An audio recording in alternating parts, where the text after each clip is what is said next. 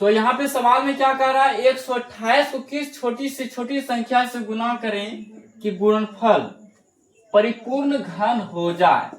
तो ऐसे सब प्रश्न को क्या करना पड़ेगा, सबसे पहले यहाँ पे हल लिख दीजिए, आपका सवाल हल हो जाएगा। तो 128 का आपको क्या करना है, लघुत्तम निकालना है। निकालिए लघुत्तम, कौन सी संख्या है जो पहले बार में कटाएंगे, तो 2 से कटाते हैं, ठीक है, एकदम बारीकी से चलना है। प्रथम 2 संख्या पकड़ना है, फिर उससे आगे बढ़ते जाना है, क्योंकि डायरेक्ट आप नहीं कटाइएगा, क्योंकि हमको पता करना है छोटी से छोटी संख्या। 128 में कौन सी छोटी से छोटी संख्या है जो गुना करें तो प्राप्त हो जाए। तो 2 ने 128 को कितना बार में काट रहा है बताइए, 6 4 64 बार में, कितना बार में 64 बार में। फिर 2 से 64 कितना बार में 32 बार में। फिर उसके बाद 2 कितना बार में 16 बार में। फिर उसके बाद 2 ने 16 कितना बार में काट रहा है 8 बार में। फिर उसके बाद 2 ने 8 को कितना बार में 4 बार में। फिर 2 ने काट रहा है कितना बार में 2 बार में। फिर से देखिए 2 ने काट रहा है कितना बार में 1 बार। अब क्या करना है आपको, 128 यहाँ पे लिख लेना है। अब इसमें देखिए 2 कितना बार काटा है, कितना बार है 2, देखिए 1 2 3 4 5 6 7, कितना बार है 7। 1 2 3 4 5 6 7 है ना, 7। तो यहाँ पे अब जोड़ा पुराइए, कितना जोड़ा 3 3 का जोड़ा पुराना है। क्या करना है आपको, 3 3 का जोड़ा पुराना है।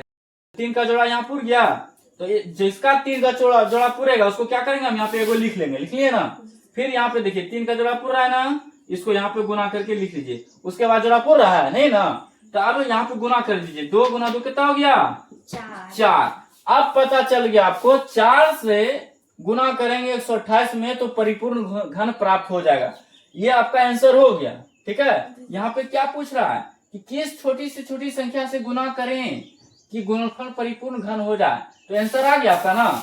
तो कौन सी छोटी संख्या है, 4 हो गया। क्या हो गया छोटी संख्या मेरा 4। छोटी से छोटी संख्या क्या हो गया मेरा 4 हो गया 4।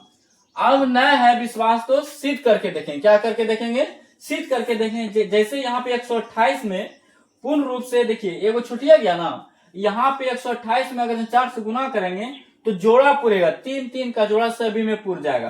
तो यहाँ पे हम आपका आंसर आ गया। क्या हो गया, आंसर आ गया, ठीक है। अब हम थोड़ा सा सिद्ध करके देखते हैं।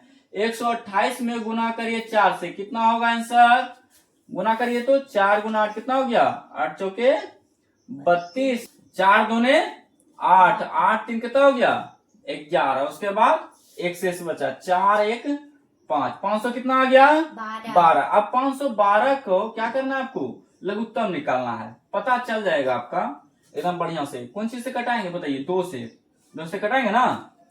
तो कितना बार में कट रहा है बताइए, 2, फिर उसके बाद 5, उसके बाद 6, 256।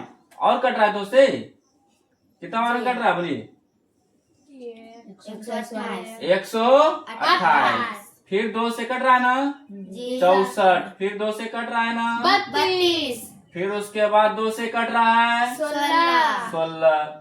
फिर उसके बाद यहाँ पे देखिए फिर 2 से कट रहा है, कितना आ जाएगा 8। फिर 2 से कट रहा है 4। फिर 2 से कट रहा है 2। फिर 2 से कट रहा है 1। कितना 2 हो गया देखिए तो, गिनिए तो 1 2 3 4 5 6 7 8 9, यानी 9 को 2 हो गया। तो 3 3 का जोड़ा पुर रहा है ना, तो इसका मतलब ये हो गया मेरा क्या, परिपूर्ण घन हो गया। यहाँ पे देखिए कितना जोड़ा पुर रहा है, यानी 9 को हो गया, कितना 2 हो गया 9 को 2 हो गया, यानी 3 3 का जोड़ा पुर रहा है ना, 3 3 का जोड़ा पूरा। देखिए 3 को 2 यहाँ हो गया, फिर 3 को 2 यहाँ हो गया, फिर उसके बाद 3 को 2 यहाँ हो गया। तो इससे पता चल गया 512 जो है ना परिपूर्ण घन है। किससे गुना करने पर, 128 में किससे गुना करें 4 से। समझ में आ गया ना, समझ में आ गया, ठीक है। चलिए, और जितने भी नए बच्चे हैं आपको नया सीखने के लिए मिलेगा, आप जल्दी से चैनल को फॉलो करिए, ठीक है। जो छात्र देख रहे हैं नए छात्र हैं, तो चलिए छात्रों, जय हिंद जय भारत।